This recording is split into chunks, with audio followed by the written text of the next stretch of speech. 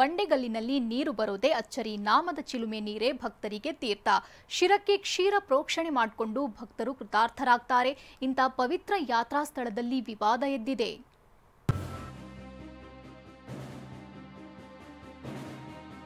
ಇದು ತುಮಕೂರು ಜಿಲ್ಲೆಯ ನಾಮದ ಚಿಲುಮೆ. ಶ್ರೀರಾಮ ವನವಾಸದ ವೇಳೆ ಇಲ್ಲಿಗೆ ಬಂದಿದ್ದ ಅನ್ನೋ ನಂಬಿಕೆ ಇದೆ. ಇಂಥ ಐತಿಹಾಸಿಕ ಸ್ಥಳದಲ್ಲಿ ಅನುಮತಿ ಇಲ್ಲದೆ ತರುಣ್ ಸುಧೀರ್ ನಿರ್ಮಾಣದ ಚಿತ್ರತಂಡ ಚಿತ್ರೀಕರಣ ನಡೆಸಿದ್ದು ಚಿತ್ರತಂಡಕ್ಕೆ ಬಿಸಿ ತಟ್ಟಿದೆ.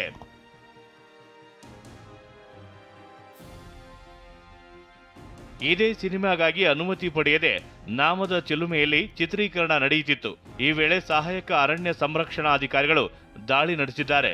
ಸುಮಾರು 100 ಜನ, ಕ್ಯಾರವಾನ್, ಕ್ಯಾಮೆರಾ, ಲೈಟ್, ಕೆಲ ಸಾಮಗ್ರಿಗಳು ಪತ್ತೆಯಾಗಿದ್ದು, ಲೈಟ್, ಅಡುಗೆ ಸಾಮಗ್ರಿಗಳು, ಚೇರ್ಗಳು ಹಾಗೂ ಟಿಟಿ ವಾಹನಗಳನ್ನು ಸೀಸ್ ಮಾಡಲಾಗಿದೆ. ಹೋಗಿ ವೆರಿಫೈ ಮಾಡುವಾಗ ಫಿಲಿಮ್ ಏನು ಶೂಟ್ ಮಾಡೋಂಥ ಟೀಮು ಅಲ್ಲಿ 8 ಗಂಟೆ ಸುಮಾರಂಗೆ ಅಲ್ಲಿ ಬಂದಿದ್ದಾರೆ. ಊಟಕ್ಕೆ ಅಲ್ಲೇ ನಿಲ್ಲಿಸಿದ್ದಾರೆ. ಫೈರ್ ರಿಜಿಸ್ಟರ್ ಮಾಡಿದ್ದೀವಿ. ಅವ್ರಿಗೂ ಕೂಡ ತಿಳುವಳಿಕೆನ ನಾವು ಹೇಳಿದ್ದೀವಿ. ಚಿತ್ರತಂಡ ಅನುಮತಿಗೆ ಅರ್ಜಿ ನೀಡಿದ್ದು ಕೇಂದ್ರ ಅರಣ್ಯ ಕಚೇರಿ ಅನುಮತಿ ಕೊಟ್ಟಿರಲಿಲ್ಲ.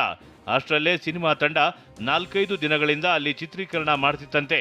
ನಿನ್ನೆ ರಾತ್ರಿ 10 ಗಂಟೆ ಸುಮಾರಿಗೆ ಮುಖ್ಯ ದ್ವಾರ ಬಳಿ ಲೈಟಿಂಗ್ ಸಮೇತ ಸಿನಿಮಾ ತಂಡ ಇತ್ತು.